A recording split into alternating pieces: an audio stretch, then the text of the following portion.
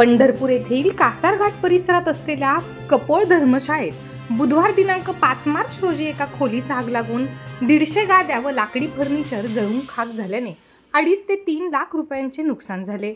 सायंकाळी 5:30 वाजता अचानक बंद असलेल्या धर्मशाळेच्या एका खोलीतून धूर येऊ लागला।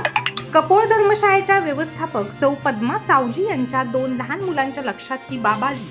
यानंतर सावजी यांनी त्वरित नगरपालिका प्रशासनाच्या अग्निशामक दलाच्या गाडीस फोन केला।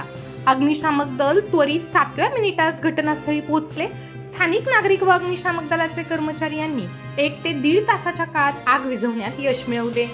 ही धर्मशाळा पूर्ण सागवानी लाकडाची असून वेळेत मदत मिळाली नसती तर संपूर्ण धर्मशाळा जळून खाक झाली असती।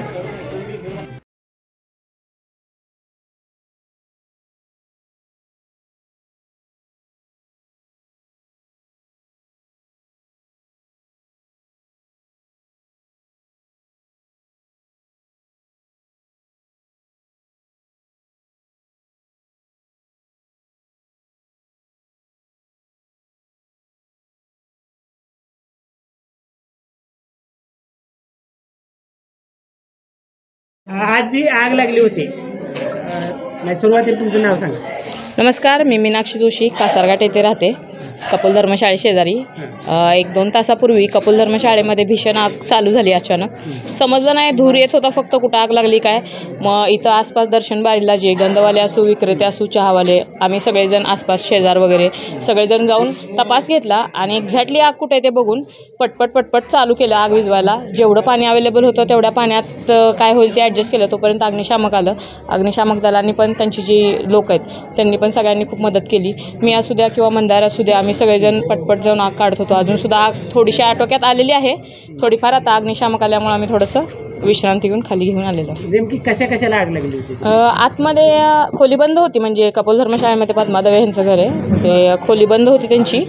पण अचानक काय नाही, धर्मशाळा पाठीमागच्या बाजूला ते राहतात आणि समोरच्या फ्रंट साईडला आग लागली होती। कशाने लागली काय माहीत नाही, पण आतमध्ये गाद्या, वह्या, पुस्तकं, गॅस वगैरे, शेगडी गॅसची, अशा छोट्या मोठ्या स्टोव वगैरे जुन्या पाण्या वस्तू होत्या आणि गादी असल्यामुळे कापसाला भीषण एकदम आग लागली। आतमध्ये जाऊन तसंच थोडं पाणी मारत एक सामान बाहेर काढलं।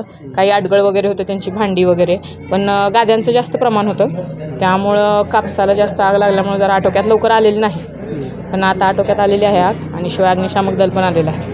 दर्शनबारी जी आहे याच्यापासून अंतर किती आहे? आग लागली होती दर्शनबारीला चिटकूनच, कासारघाटपासून होते का तेव्हा? ज्यावेळेस चालू झाली त्यावेळेस दर्शनबारी चालू होती आणि मग हा कालवा झाल्यानंतर आगीचा मग मंदिर समितीने इथलं गेट बंद केलं आहे आणि पूर्व गेटने लाईन चालू केलेली आहे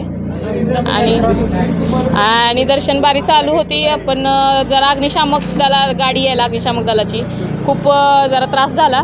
सारडा भवनला गाडी घेतली आहे आणि इकडून पण जरा गाडी यायला, वाहनं वगैरे आडवी होती त्यामुळे आलेली नाही, त्यामुळे थोडा पाईपचा इथपर्यंत येण्यासाठी तुटवडा झाला। पाण्याचा थोडा तुटवडाच भासला आहे आम्हाला, का तर दारात दर्शनबारी आहे, आमच्याकडे स्कायवॉक अजून झालेला नाही आहे। कासारघाट ते चंद्रभागा घाट ह्या दरम्यानच आणि कासारघाटला चिटकूनच कपोल धर्मशाळा आहे, तिथंच भीषण आग लागली आणि जरा दर्शनबारी असल्यामुळे थोडा पाण्याचा प्रॉब्लेम झाला किंवा अग्निशामक दलाची गाडी पण येऊ नाही शकली, फायर ब्रिगेड येऊ शकलं नाही वेळेत, का तर दर्शनबारी दारात आमच्या। आता सगळी आग विझलेली आहे, आग 90% आटोक्यात आलेली आहे। जी काय आता छोट्या मोठ्या गोष्टी राहिलेल्या आहेत त्या अग्निशामक दल बघत आहे। यापूर्वी कधी असे आगीचे प्रकार या ठिकाणी घडले होते का? घडले होते, पण त्याला खूप वर्ष झाली, त्यावेळेस दर्शनबारी नव्हती, जवळजवळ 20-1 वर्षापूर्वी झालं। पण त्याच्यानंतर आता ह्या 2-4 वर्षात तरी काहीच नाही, पण 20 वर्षापूर्वी लागलेली आग त्यावेळेस दारात वगैरे काहीच नव्हतं, पण आता दर्शनबारी आहे, त्या दरम्यान आत्ताच लागलेली आहे। नाव काय तुमचं? मी पद्मा दवे, कपोळ धर्मशाळा कासारघाटला आहे आणि मी त्याची व्यवस्थापक आहे, मॅनेजर आहे मी त्याची।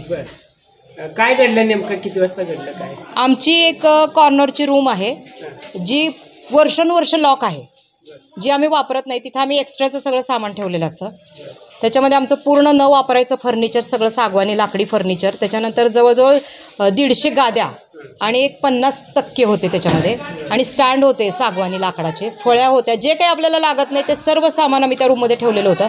ती रूम बाहेरून लॉक होती, पलीकडून त्याचा दरवाजा मीनाक्षी जोशी आणि रामदास मंदिर यांच्याशी संलग्न आहे आमचा त्या रूमचा दुसरा दरवाजा।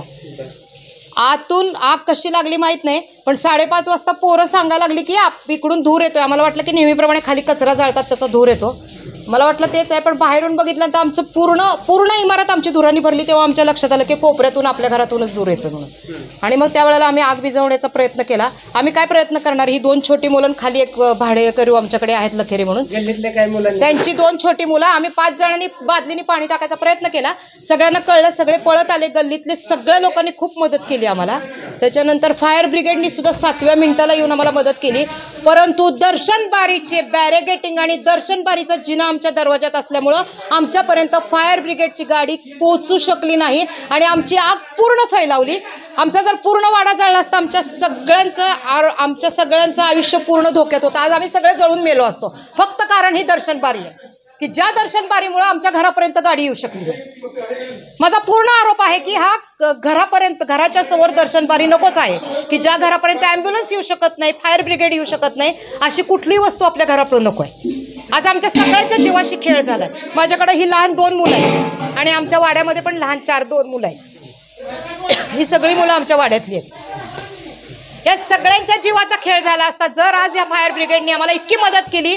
त्यांनी ते इमर्जन्सी सगळे आणून मारले, पण त्यांनी काही उपयोग झाला नाही. आग उळत वाढतच गेली.